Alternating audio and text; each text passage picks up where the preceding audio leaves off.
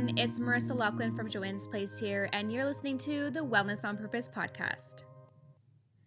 There is no linear path along one's wellness journey, and it is very easy to get caught up in the latest health trends found on social media, which tend to redirect our wellness journeys. Things like, what's the difference between clean and dirty eating? How should I reduce my stress? How do I know if I'm regular? How much sleep should I be getting? What even is cortisol? And do I need to be taking a multivitamin?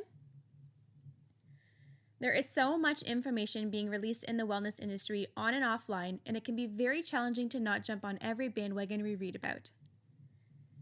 Here at the Wellness on Purpose podcast, our intention is to connect with experts in our community to inspire and educate you to take the next impactful and realistic step in your journey to live wellness on purpose now and for future generations.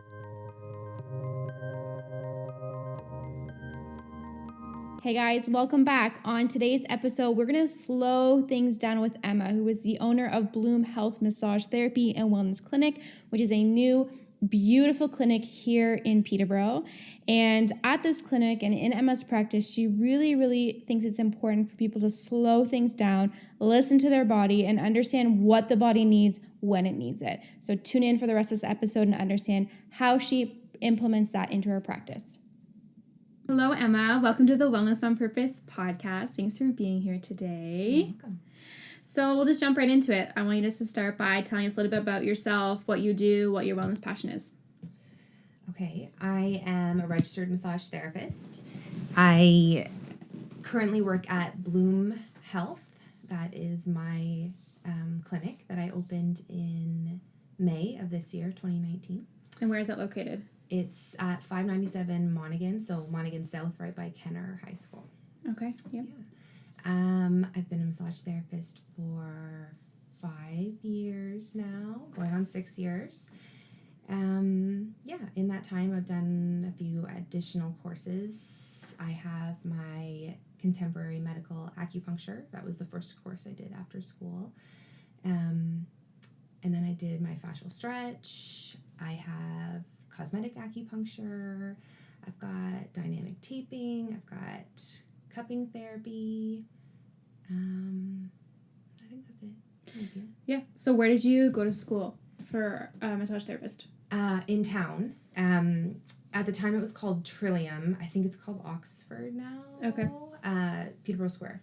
Okay, yep. So is that in class still, or is that? Yeah, it's obviously all in class. Yeah. Massage therapist would be in class. Yeah.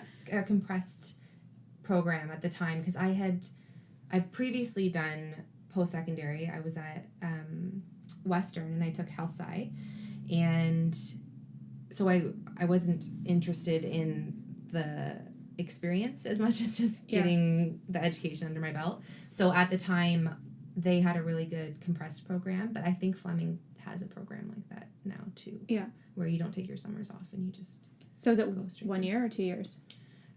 My program was 2 years. 2 years, right through the summer. Yeah. Yeah. So you graduated from there, and then you did acupuncture? Yes. Yes. And where did you take that through? At McMaster University. And how long was that program? That was, it was broken up, so you did it in weekends. I should know this. I think it was maybe a dozen, maybe. Okay. Weekends? Yeah. And did you just travel there like every weekend and then? Yeah, I stayed at my friend's place in Hamilton. Okay. And yeah, it was 1 weekend a month, so it wasn't too bad. Wasn't too bad. Nice.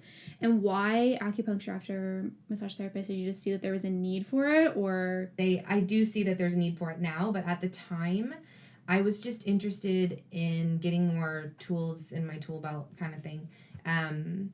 I was interested in learning about how the nervous system plays into my treatments, and I knew that this course, I had done some readings on it, and I knew that this course was going to really force me to learn the nervous system and have just a more profound effect on my clients. Yeah. At the time, like after school, it's more just like effleurage and like just very basic, but you don't really think about what you're doing all the time. It's just more if it feels good. Yeah. But I was more interested in like, well, why am I doing that? And yeah, the acupuncture was awesome. And it forced me to keep on my anatomy. I think if I didn't do it, I would have gotten kind of lazy with that. Yeah. Yeah. So then acupuncture of the whole body, is there like a specific route that you went, or is it just kind of like basic across the board? It's a westernized approach. Yeah. Coming out of Western University and having that education, it would have been I think it would have been very hard for me to then change gears and go to a TCM approach. But now it's funny, having said that, my cosmetic acupuncture was very much TCM approach, and it is nice to see both sides of the coin. Yep. But I do think I side a little bit more with the Western philosophy. Yeah. Yeah. And where did you do the cosmetic acupuncture out of? I traveled to Scottsdale, Arizona to do that under Michelle Gellis. Okay. She offers courses everywhere in the world, and I just, picked that one. It was like January. And oh, perfect. Nice little vacation. Yeah. So my mom and my aunt came with me, and they made a little vacation out of it. And awesome. Yeah. It was a lot of fun. You had to have some form of education in acupuncture to go in there, so that's why they could compress it to just a week long. Yeah. So we came in with hands-on experience, and we were just learning new techniques with the needles. Yeah. That's awesome. Mm-hmm. And then cupping, so was this a separate course, or was this integrated from acupuncture as well? Cupping happened at the same time as contemporary medical acupuncture. Okay. So with the fascia stretch, where did you take that out of? That was in Toronto. Okay. You can choose, it's through Stretch to Win. Yep. You can choose to either do it out of Scottsdale, Arizona, actually, funny, or Toronto. Those are the only two places, as far as I know, that they offer it. Yep. So I was like 2 months postpartum, and so I wasn't going to go to Arizona. No. And that was a week course, or? That was a week, yeah. A week, yeah. Yeah. That's awesome. So maybe touch a little bit about what that is. Like, what is fascia stretch? How does that differ from, massage therapy? Like, who would need that, and so on? So fascial stretch therapy focuses on the fascial system, which is a system of connective tissue that is throughout your body, goes on top of and throughout your muscles. But usually I like to do fascial stretch. If I see someone for the first time, I'll start with fascial stretch and work into massage. The reason being, the fascial system is more superficial than the muscular system. So if there is restrictions in their fascial system, I'd like to release those and then get a little bit deeper into the muscular system. Whereas if you just jump into the muscular system, it might just be limiting. Okay. Because there's only so much that the muscles can release if that fascial system that's intertwined through it is still very adhered or tight. Yeah, so it kind of loosens it up to allow you a little bit more movement in those muscles in that sense. Yeah, so clients will come in and they will be wearing gym clothes or just non-restrictive clothes, and there's straps that are on the table, which sometimes scare people, I'm sure. So you'll slide one of your legs into the straps, and that just helps more so relax the client, so that as I'm taking them through these passive stretches, they don't feel like they need to brace themselves or hold on to the table or anything. They're strapped in, they're not going anywhere, so they can just be nice and relaxed and just try to focus on their breathing and not be distracted by anything like falling off the table. Yeah. So in your practice then, you do all of those depending on what your specific client needs based on their condition, or you break it up separately? No. The treatment cost, like for an hour, it's $85, and in that hour I might do one of those things, all of those things, and it doesn't I don't charge any differently for that. It's just, I guess the benefit of seeing me is that you can get many different approaches. Diverse across depending on what you need, right? Yeah, that's awesome. Between all of your modalities, do you find that there's a common like you see a common concern with clients, like maybe it's hips or maybe it's feet or neck? Like, is there anything that you see like very common amongst pediatric population? I would say everybody could use There's a couple stretches that are for the hips. I would say 90% of people, probably more than that, but 90% of people would feel really good after those stretches, just because most of us are sitting so often. So one of them is called a reverse hip opener. So it just it gets into your deep front line, your hip flexors, your quads, and just brings them out of that flexed position that you're used to being in. Ankles, I would say. Yeah. Just a good calf stretch. It's shocking that people will be like, oh my goodness, like I can feel that all the way up my spine. Wow. And then just know that it's either like a fascia buildup or that's just muscle tightness or both? Both. Yeah, there's a fascial net that goes from the top of your head all the way down your back and goes into your ankles. So when you do one of the moves where you stretch out the ankle, you can stretch out that whole line. And it just encompasses a lot of large muscle groups that are prone to being tense for most people. So although you're not touching their back or their low back or their glutes or the back of their neck, you can still stretch it out by just stretching out their ankles. Wow. Yeah. And I feel like this might be a total myth, so I want you to tell me if this is or not, but like, I know when I would go for massage, I always thought, the harder, the better. If I can feel that pain, I feel like it's more of a release. Is that true or false? It depends who you ask. Okay. For me, I would say that's false. Mm-hmm. I don't really work I'm not a therapist who thinks no pain, no gain. Yeah. The reason being, from the education that I've taken since school, since Trillium, massage therapy, the best releases happen when you're relaxed. So if someone is on the table and they want me to just give them elbows in their glutes and they're like, yes, I need that. I do it all the time at home with a tennis ball and that's what I need to feel release. And they're kind of wincing through that. As soon as you're wincing through something, you're in your sympathetic nervous system. And you can't get a nice release when you're operating in that on that level. You need to slow it down and get into that rest and digest parasympathetic nervous system. And that's where I find the best releases happen myself. Yeah. I know that, and I'm probably guilty of it too, that sometimes there's just something and you're like, I just need a tennis ball and I need to get right in there. And there are times when there is a lot of adherence and something like Graston or a foam roller needs to just kind of work it out.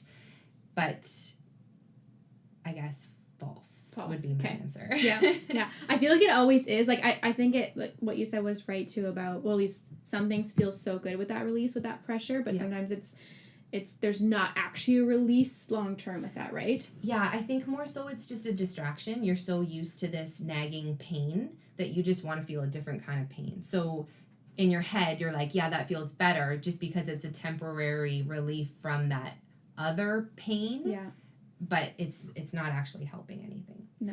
And I have had a lot of people come in and say, I typically am sore for like 3 days after treatments. And then like with previous massage therapists, and I kind of ask them a little bit about that because sometimes there is pain that's associated with like some scar tissue work and stuff like that. And you do kind of have to explain to clients you will be sore if it's really sore, maybe use some ice and try to bring some of that inflammation out, etc. But I do have a lot of people say that they're sore after, and that doesn't make sense to me personally either, because if your body is focused on healing this new pain that I've created, you're not getting anywhere. Yeah. It's not focusing on why they came in that day. So we're just constantly trying to catch this problem and not ever getting ahead of it, because between treatments, their body's taking care of healing what I just did. Yeah. Yeah. So it's kind of just like a vicious circle if it's that case, right? I think so. Yeah. But that, like, it really, the nice thing about massage therapy is that you can take it so many different ways. So some therapists are really big on active release. Yeah. And those types of techniques, and that's when you're going to have some soreness or people are going to wince through it, and that's the name of the game for those techniques. So if someone is trained in that kind of thing in sports therapy, and they might have the clientele who responds well to that no pain no gain, that's how they get their results, that's how, so they see some truth in it. Yeah. I just, in my clientele, I haven't. Yeah. And in the schooling that I've taken, it's just always about slowing down, diaphragmatic breathing, and getting a slow release.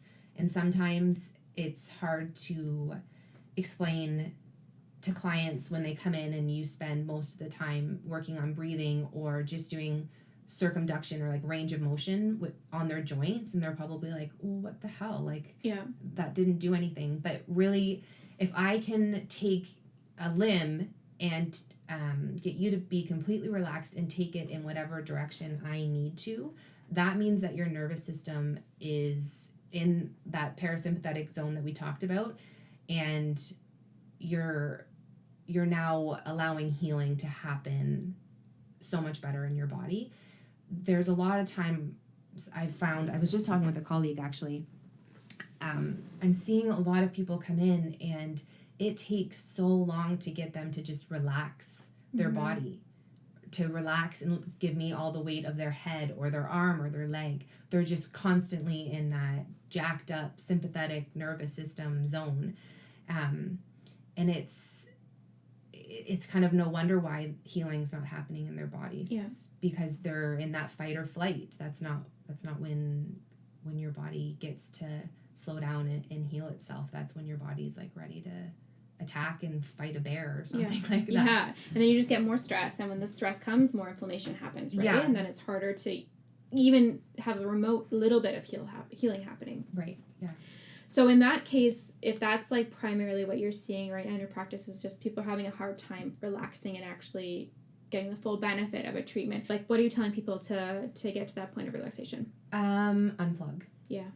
Diaphragmatic breathing. You don't have to like completely unplug, but I think we could all stand to leave your phone in a room, go into a room that you like in your house or outside, whatever, and just sit there and focus on your breath. Yeah. For just even 5 minutes. And it's so hard for some people to do that. It's like impossible for some people. And even if people are capable of doing it, people still won't make the time to do it. Yeah. That's like the other piece is, sure, they can do it, but they're just not, they're choosing not to, or there's every excuse in the book not to do it, right? I just don't have time. I have this, I have that, right? So there's so many times that I find myself laying in bed and I could be doing it and I'm on my phone. Yeah. And I'm like, I'm what guilty am I of it doing? too. Like, yeah. I'm scrolling mindlessly. I'm not looking at anything. I'm not looking for anything. I don't need to be on my phone. That I could have been doing that. So I'm guilty of it too. Yeah, sure. yeah.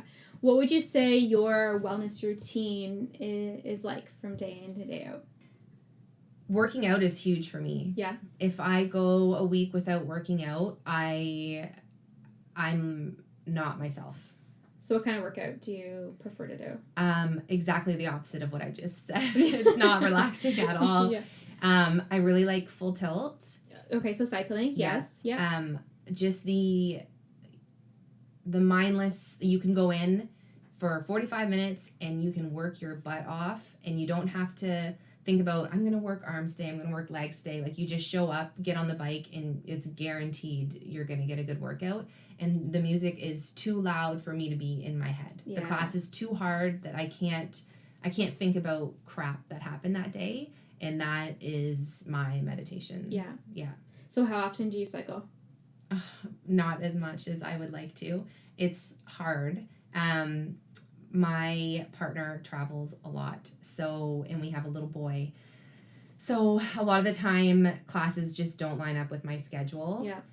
Especially owning a business, it's challenging too. I want to be there, kind of manning if I don't have a client, I want to be manning the desk. So if I got in 4 times a week, I'd be happy. Yeah. but I'd say right now I'm averaging like, once.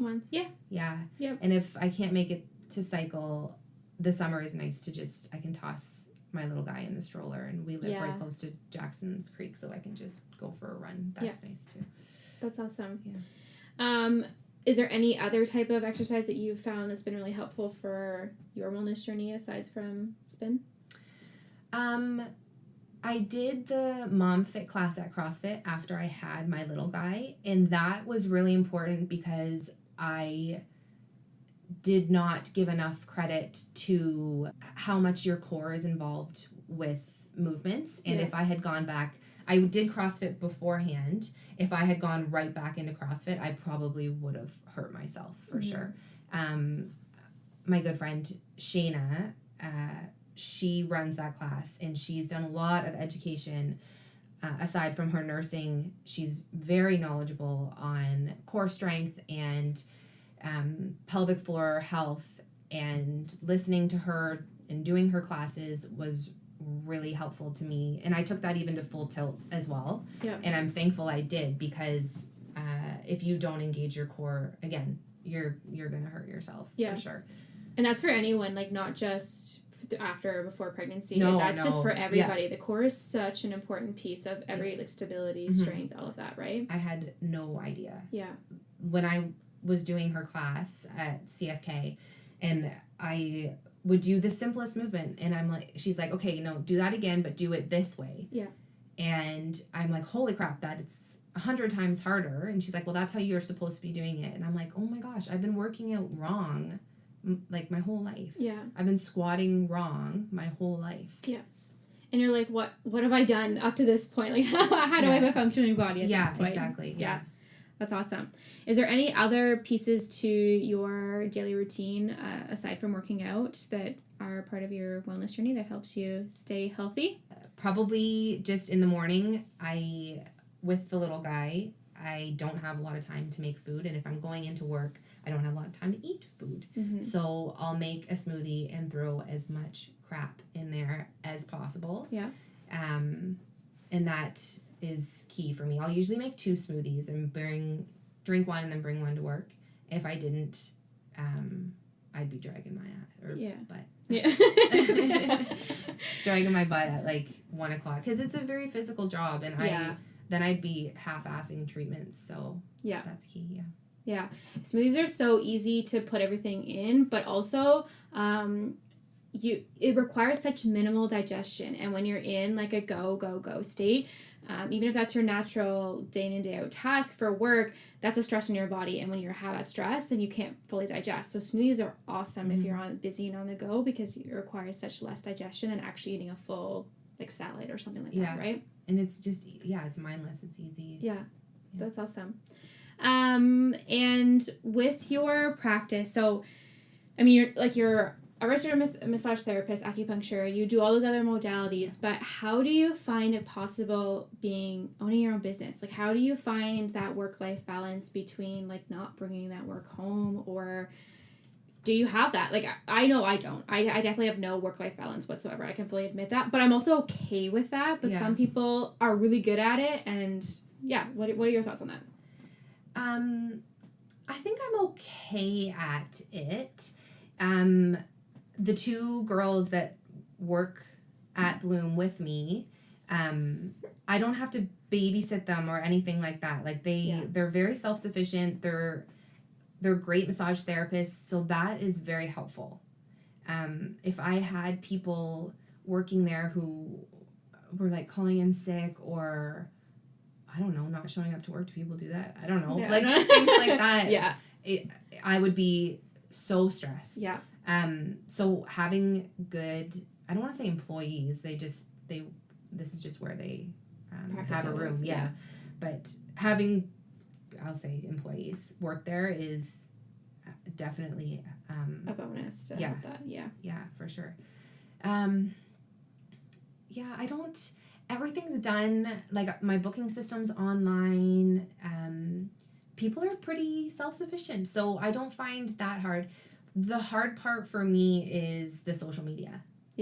I stink at that. And I follow all sorts of entrepreneurs, and I'm like, how, like, their content is so good, and I'm like, you must literally have to plan your week out. And well, that's what people say, is you pick a day and plan your content, and I can't do, like, I don't have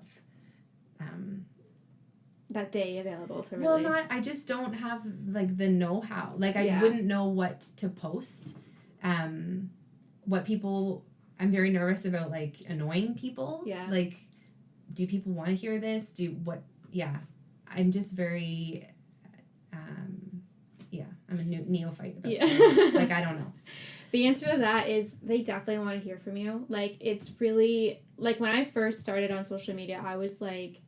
Nobody cares what I had for breakfast today. Nobody cares. But you'll get the followers that do care. And then those followers will turn into clients. And they're just going to be like, oh, Emma's doing this. I want to do this, right? So it takes so much. But that's the way people learn things. Or that's the way they get inspired and motivated, is that word of mouth from someone that they're following on social media. Unfortunately, that's the way that life has just gone, is everything is through social media now. And, I mean, it is a blessing in the sense that you can reach so many more people that way. But... they definitely want to hear what you have to say, for sure. It just has to kind of align with what you want to, what clients you want to attract. Yeah. Yeah. What would you say are, like, the primary clients that you would see? Like, do you see a specific niche of people, or is it kind of all over? I would say it's all over. Yeah. I don't have a niche. At one point, I did think I was slowly gearing my practice towards athletes, but... not that I don't like athletes, I don't want to pigeonhole myself. Yeah. I like seeing lots of different bodies, lots of different concerns. I feel like it would get a little bit monotonous if you were constantly seeing athletes.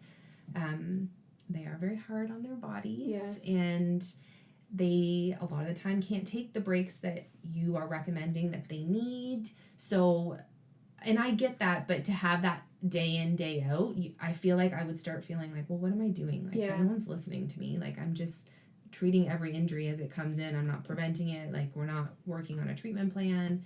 That's just how I would feel if I worked on athletes all the time, I think. Yeah. So you basically just anybody who reaches out to you that's looking for support that way. Yeah. Yeah. Yeah. So let's talk a little bit about Bloom Health, because it's, so May, did you say May is when it opened, or? May, yeah. May, okay. So does Bloom stand for something, or? It does not. It's more so just connotation. It starts with a B, so it is high in the alphabet for advertising. It's easy to say, it's easy to spell. Just all those things. I had kind of a poll with my girlfriends, and there were a few names I was throwing out, and some of them I don't even remember now, and obviously that's why I didn't go with them, because I can't even remember them now, like Vitality and just things like that. And so I would do a quick social media search. Oh, there's 20 different places that have that in the name. Anything with health or rehab or restore, like just any of those things. Yeah. It was just overdone. There was already someone in town with that name. And I think I put in something about fresh, or I forget. And I was just looking for synonyms. Yep. And Bloom was one of them, and I circled it. And then I had about 5 names, and I did a blind poll.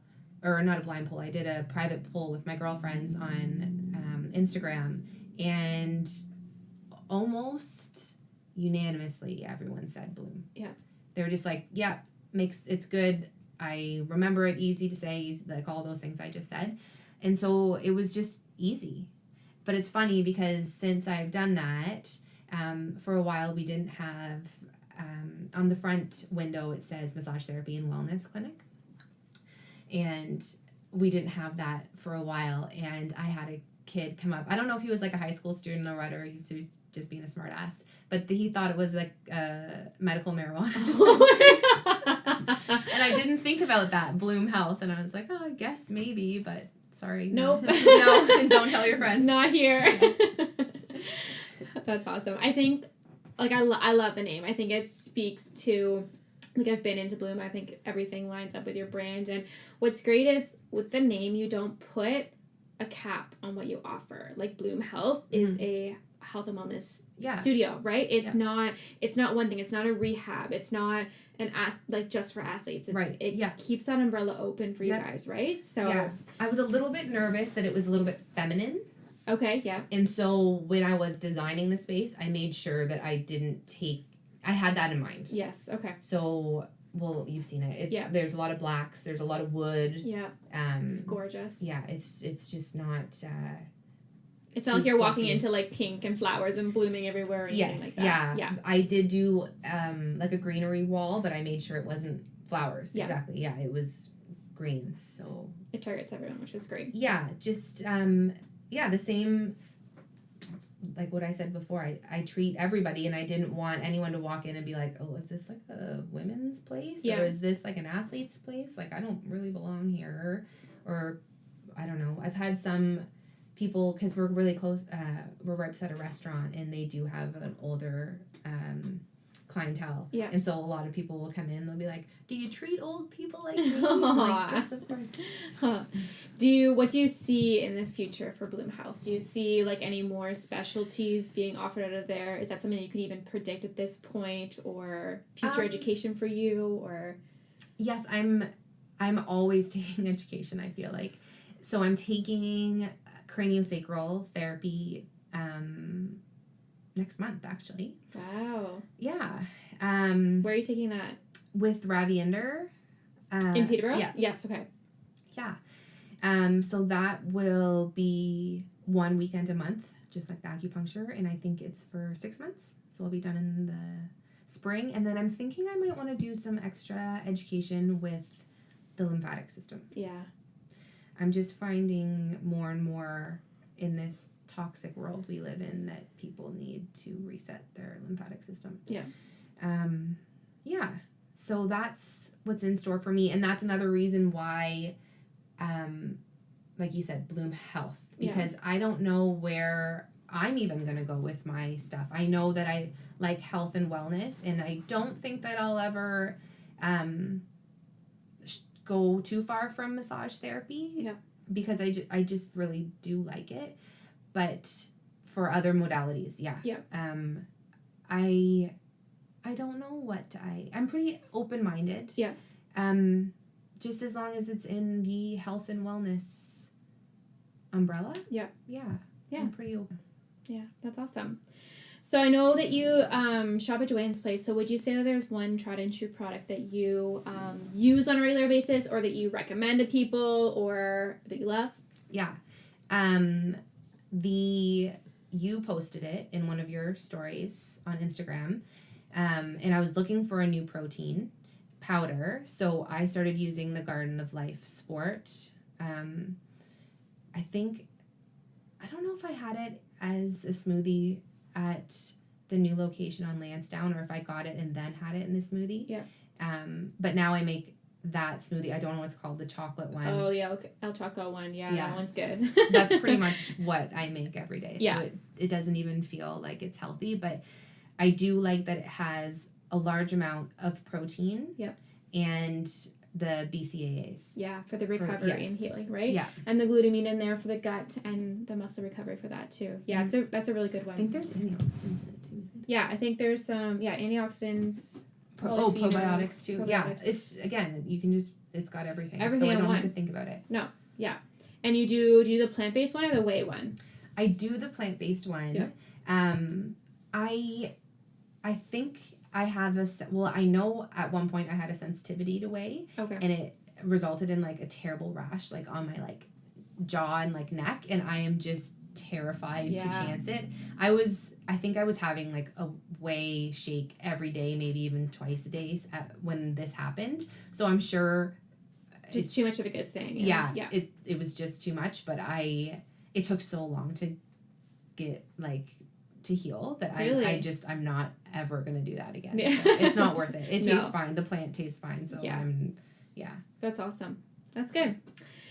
Okay, the number one question that I ask everyone on a podcast, you're stuck on the elevator for 20 flights with somebody. What would be a piece of advice you could give to somebody that you are standing beside from an RMT or an acupuncturist perspective that they could implement right now in their life?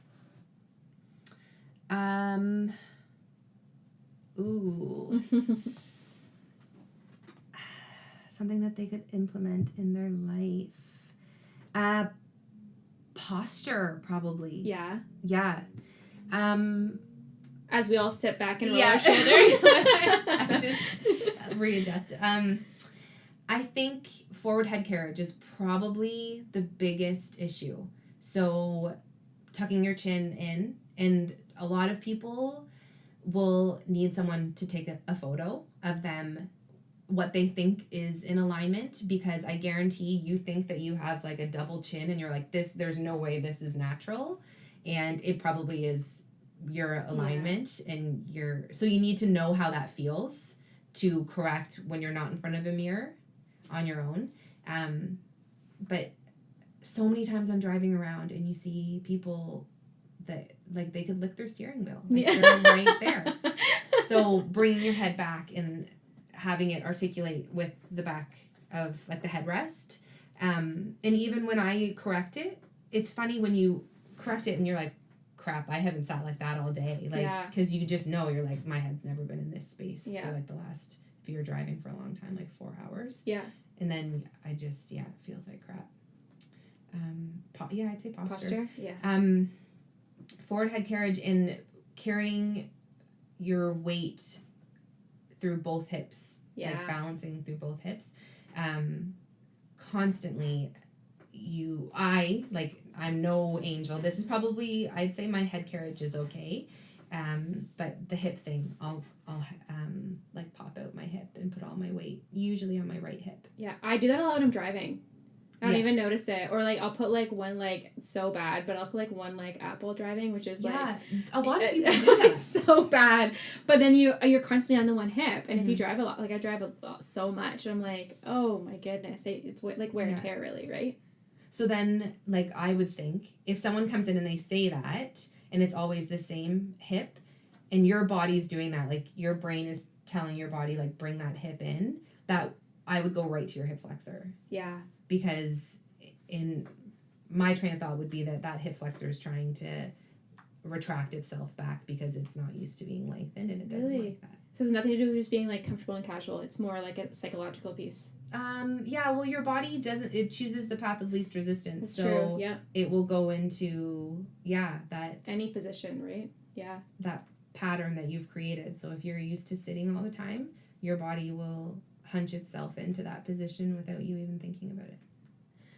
Well, I need to be more mindful of that. That's for sure. Yeah. You don't, and it's like, those are just daily habits you just do every day that you never even think about if you're not being mindful, right? So for sure. Yeah. Yeah. That's awesome. Okay, Emma, tell everyone where they can find you. Social media, website.